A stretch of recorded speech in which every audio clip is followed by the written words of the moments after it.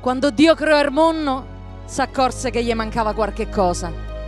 Alzò gli occhi al cielo e da una coperta tra puntane e stelle prese la meglio tra quelle più belle e con un soffio di stilla vitale l'appoggiò sui colli e fu Natale.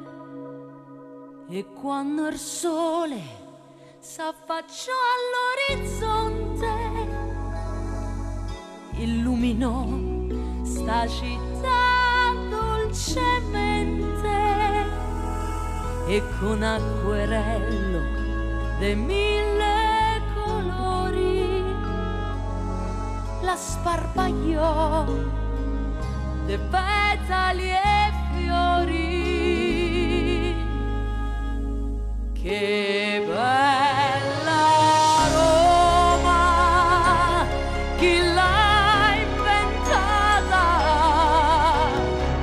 È stato senz'altro un mago, una fata, che ha scelto l'armazzo dei 1000 colori, e il fiore più bello tra tutti i fiori, e il fiore più bello tra tutti i fiori. Roma sei tu, la stella più bella. Roma, ecco te, sei sempre quella che t'abbracci che ogni ora e de sera, grida al mondo che è già primavera, grida al mondo che è già primavera.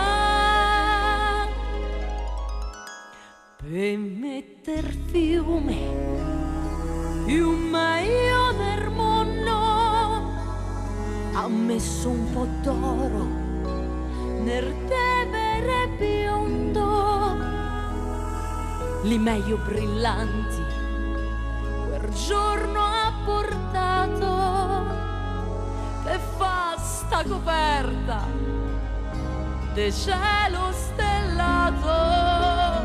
Che bella Roma, chi l'ha inventata? È stato senz'altro un mago, una fata, che ha scelto l'armazzo dei 1000 colori, e il fiore più bello tra tutti i fiori, e il fiore più bello tra tutti i fiori, tra tutti i fiori,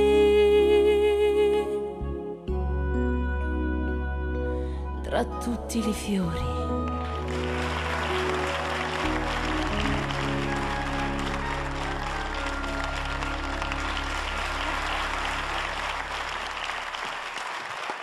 Daphne Barillaro. Brava. Grazie. Daphne. Bellissimo. Che bel pezzo.